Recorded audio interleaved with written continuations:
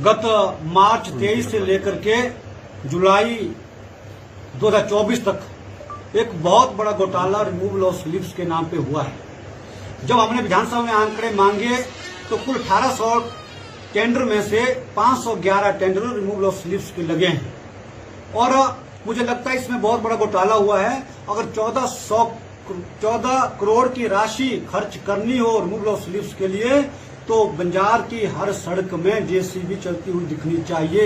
और इस राशि को खर्च करने के 1400 के हिसाब पर घंटा के हिसाब से जो खर्च करेंगे तो 35 सड़कों में एक साल महीने के 30 दिन के 8-9 घंटे लगातार काम करते हुए एक साल तक जेसीबी चलनी चाहिए। लेकिन ऐसा हकीकत में नहीं हुआ, इसलिए ये टेंडर सारे फ्रॉड लगाए गए हैं और इसकी उच्च स्तरीय जांच होनी चाहिए। ये बहुत बड़ा घोटाला कांग्रेस सरकार ने किया है और अधिकारियों पर, चाहे कोई भी अधिकारी हो, उस पर कार्रवाई होनी चाहिए कि भाई इतने बड़े टेंडर, इतनी मात्रा में टेंडर कैसे लगे। और जो रिमूवल ऑफ स्लिप्स के नाम से अगर इतना मलबा, ये तो हजारों करोड़ों मीट्रिक टन मलबा होगा, ये कहाँ डंप किया गया? इतने रिमूवल ऑफ स्लिप के इतने बड़े टेंडर कैसे लग गए? इसकी पूरी मैं मुख्यमंत्री जी से और लोक निर्माण मंत्री जी से इसकी मांग करता हूं कि इसकी उच्च स्तरीय जांच हो और बंजार के पीडब्ल्यूडी ऑफिस का सारा रिकॉर्ड सील किया जाए और इसकी बिजनेस इंक्वायरी होनी चाहिए या कोई अन्य उच्च स्तरीय जांच होनी चाहिए। किस तरह से देख सभा के अंदर 13 मार्च से लेकर के 19 जुलाई तक का ये डाटा है जिसके बीच में ये टेंडर लगे हुए हैं। मैं आपको ये भी कहना चाहता हूं कि हमारी मुख्य सड़क एनएच के अंतर्गत है, उसमें एनएच विभाग ने अलग से काम किया। जितनी ब्लॉक की सड़कें वो ब्लॉक ने अलग से 40-50 लाख खर्च करके ब्लॉक सड़कें खोली और एनएचपीसी ने सैंज घाटी में बहुत काम किया।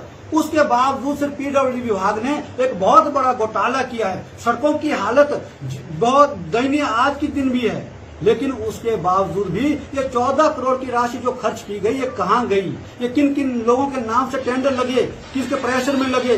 जिन लोगों के नाम से टेंडर लगे क्या उनके पास जेसीबी है? जेसीबी उनके पास है नहीं, ये सिर्फ कागजों में खाना पूर्ति हुई और पैसा, जनता की गाड़ी कमाई का पैसा ये सरकार ऐसे पानी की तरह बहा रही है और भ्रष्टाचार कर रही है। ये भ्रष्टाचार में सीमित है। हमने 5 साल जब हम पिछली बार जयराम ठाकुर सरकार रही, हम भी विधायक थे, लेकिन 5 साल में 14 करोड़ की राशि खर्च नहीं की रिमूवल ऑफ स्लिप के लिए। इन्होंने मात्र इन 15-16 महीने में इतनी बड़ी राशि खर्च कर दी। ये आखिर कैसे हुआ, इसकी पूरी जांच होनी चाहिए। अपने कार्यकाल के अंदर बंजार जाम से बचने, निजात दिलाने के लिए बाईपास का काम किया और उसका शुरू भी किया। 1.5 किलोमीटर सड़क अपने कार्यकाल में निकाली, लेकिन जब से ये सरकार आई है 2 साल से बाईपास का काम ठप है। 300 मीटर ये नहीं करवा पाई है। हमने अपने कार्यकाल के दौरान दामन ब्रिज के लिए अलग से 10-12 करोड़ लाए, वहां पर काम तेज गति से चला हुआ है। हमने करोड़ों रुपए की लागत से पूरी औड़ से लेकर लूरी तक विभिन्न स्थानों पर बहुत सारी कटिंगें की, रोड को चौड़ा करने का काम हमने किया।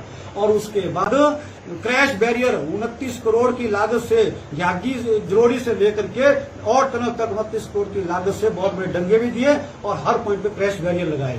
आज लगभग टायरिंग के 100 जीबी से लेकर के बंजार तक और बंजार से लेकर के टनल तक का पहली बार मैंने जब मांग रखी कि अब सड़क चौड़ी हो चुकी है तो अब इसकी एंड टू एंड जितनी सड़क चौड़ी है उतने सरफेस पे टायरिंग होनी चाहिए।